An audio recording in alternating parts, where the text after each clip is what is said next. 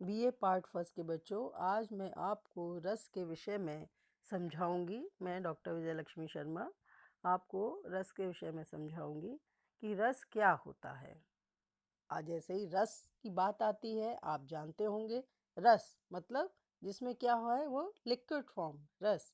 और रस का कहते ही भाई आपने कई पदार्थों का रस पिया होगा, ये फलों का जूस पिया होगा, उसे भी आप लोग रस कहते हैं। ये सभी चीज़ें जो हैं क्या है, रस। रस का एक अर्थ और भी है जो साहित्य की दृष्टि से, वो है आपका आनंद। वैसे भी आप देखते हैं पदार्थों का, जब आप कोई रस लेते हैं जड़ी बूटियों का या फलों का, तो उसे पीने से आपको तृप्ति मिलती है। जल ग्रहण करते हैं, वो भी आपको क्या देता है, संतोष और आनंद प्रदान करता है। ये बहुत गर्मी लग रही हो, उस समय आपने जूस पी लिया तो आपको क्या मिलेगा, उससे तृप्ति मिलेगी, अच्छा लगेगा। उसी तरह से साहित्य में भी रस होता है।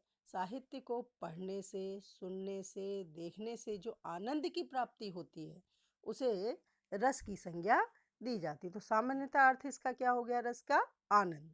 तो जो हर प्राणी है वो अपने जीवन में आनंद की प्राप्ति चाहता है। ये सबको चाहिए आनंद, खुशी चाहिए, संतुष्टि चाहिए। आनंद प्राप्ति ही जीवन का लक्ष्य होता है।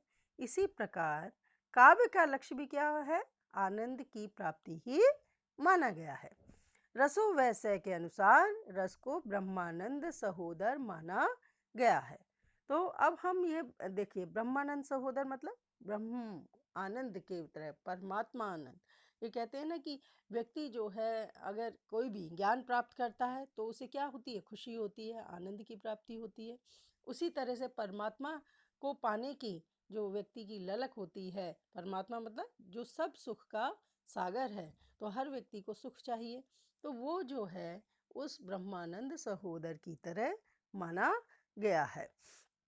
काव्य में रस को प्राण या आत्मा स्वरूप मानकर उसे सर्वोच्च स्थान प्रदान किया गया है।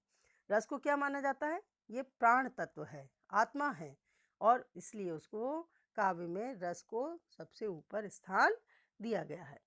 अब ये देखिए इसमें क्या है कि काव्य में, चाहे वो आपका गद्य रूप हो या पद्य रूप हो, वो कविता है, कथा है, उपन्यास, नाटक आदि जो भी पढ़ने सुनने से या उसका अभिनय देखने से जो आनंद की प्राप्ति होती है, उसे रस कहते हैं।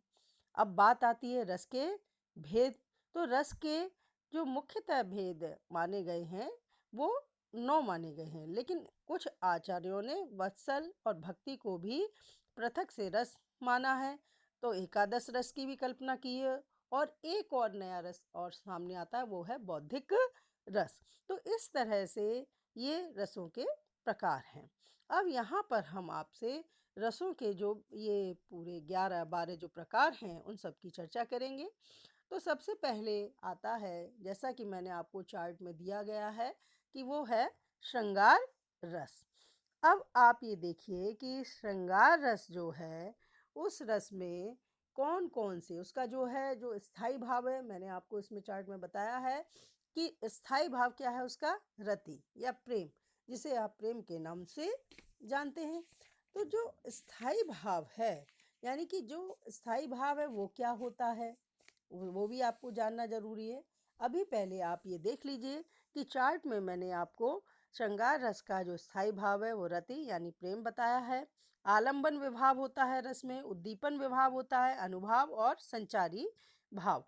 तो आलंबन विभाव इसमें क्या होगा, प्रेम पात्र या जो भी नायक नायिका जिसके हृदय में, या वो स्त्री पुरुष जिनके हृदय में भाव जो है वो स्थान लेता है, अवलंबित होता है जिसके। अब है उद्दीपन विभाव, जो क्या करते हैं, जो इस भाव को और अधिक जागृत करने में या उद्दीप्त करने में सहायक होते हैं। सुंदर है, सुंदर प्राकृतिक दृश्य हैं, बसंत है, संगीत है, प्रिय की चेष्टाएं, ये सभी किसमें आती हैं, उद्दीपन विभाव में। और अनुभाव में क्या आता है, मुख खिल जाता है, जब कोई हमको अपने मनोनुकूल बात सुनाई देती है, दिखाई देती है, तो हमारा हृदय जो है प्रसन्न हो जाता है और मुख जो है प्रसन्न दिखाई देता है। या एकटक देखता रहेगा व्यक्ति, या मधुर आलाप करने लगेगा, या विनोद करने लगेगा। तो ये सारी चीज़ें जो हैं आपके इसमें आती हैं। पर श्रृंगार का संयोग और वियोग 2 पक्ष होते हैं। संयोग में क्या है आपका कि ये सारी स्थितियाँ कि मुख पर प्रसन्नता छा जाना, किसी को एकटक देखते रहना, मधुर भाव से परिपूरित होकर आलाप लेना या कोई हास परिहास। और जो वियोग पक्ष है इसका, उसमें रुदन है, विलाप है, प्रलाप, निश्वास, जड़ता, ये सब इसमें आती हैं।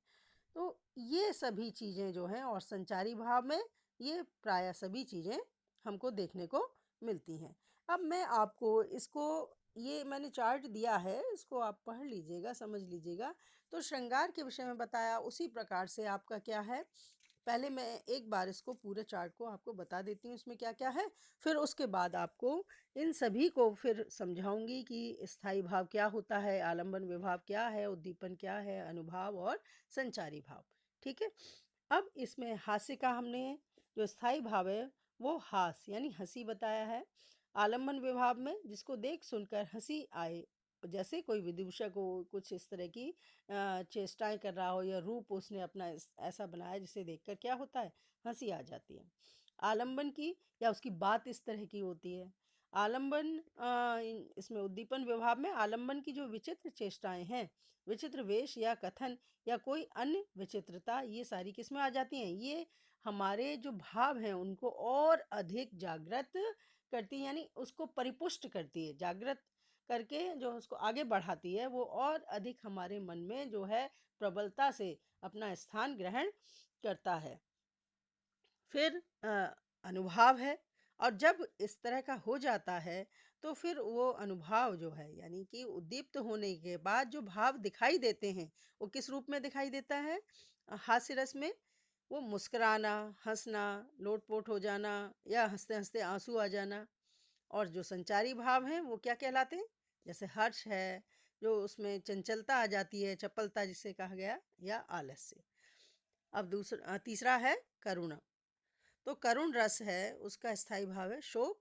प्रिय व्यक्ति जो जिसकी मृत्यु हो जाए या दीन दशा में हो या प्रिय वस्तु जो नष्ट हो गई हो, ये सब जो है आलंबन विभाव कहलाता है। उद्दीपन विभाव में आलंबन की दीन दशा, दाह क्रिया, आलंबन के गुणों का स्मरण, तत्संबंधी वस्तुओं का दर्शन आदि, ये सभी हमारे उद्दीपन विभाव के अंतर्गत आते हैं। और अनुभाव में इसका अनुभाव होगा करुण रस का रुदन, विलाप, प्रलाप, पृथ्वी पर लौटना, छाती पीटना, निश्वास भरना आदि। और संचारी भाव मोह जो उत्पन्न होता है, विषाद होता है, जो दैन्य है, जड़ता आ जाती है, व्यक्ति जड़ हो जाता है किसी की अपने प्रिय की मृत्यु को सुनकर या उसके दुख को, उन्माद, व्याधि, ग्लानि होती है, निर्वेद, शांति छा जाती है, चिंता होती है, ये सभी चीज़ें संचारी के रूप में कार्य करती हैं। तो इसी तरह से क्रमशः आप आगे इस चार्ट को देख लीजिएगा, समझ लीजिएगा, और जो भी कोई आपके अंदर जिज्ञासा है, प्रश्न है, वो आप मुझसे कर सकते हैं। पर मैं इसके बाद आपको ये सभी भी अपने अगले वीडियो में बताऊंगी कि आलंबन विभाव क्या है या स्थायी भाव क्या है, ये सारी मैं चर्चाएं आपसे करूंगी। तो आज के लिए ये इतना ही बच्चों।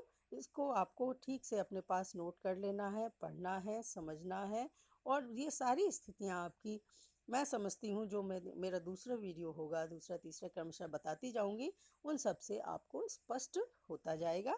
और नहीं हो तो आप प्रश्न कर सकते हैं, और जो भी आपकी जिज्ञासा है उसे शांत करने के लिए मुझे कमेंट बॉक्स में भी लिखकर भेज सकते हैं। मैं आपको बताऊंगी, साथ ही साथ अपने सारे असाइनमेंट आप तैयार करते रहिएगा, और जब भी कॉलेज खुलेगा तो उस समय में जो भी हैं आपकी और जो आप नोट करेंगे, जो जिज्ञासाएं हैं, वो सभी मैं शांत करने का प्रयास करूंगी। वीडियो तो मैं भेजती रहूंगी, उसमें भी आपको बताऊंगी, लेकिन जब आप वो असाइनमेंट लेकर आएंगे तो उसमें जो आवश्यकता होगी उसकी पूर्ति कर दी जाएगी। तो आप ध्यान से ये सभी चीज़ें अपने पास एकत्र करके पढ़ते रहिए, समझते रहिए और परीक्षा की तैयारी करते रहिए। धन्यवाद आज के लिए।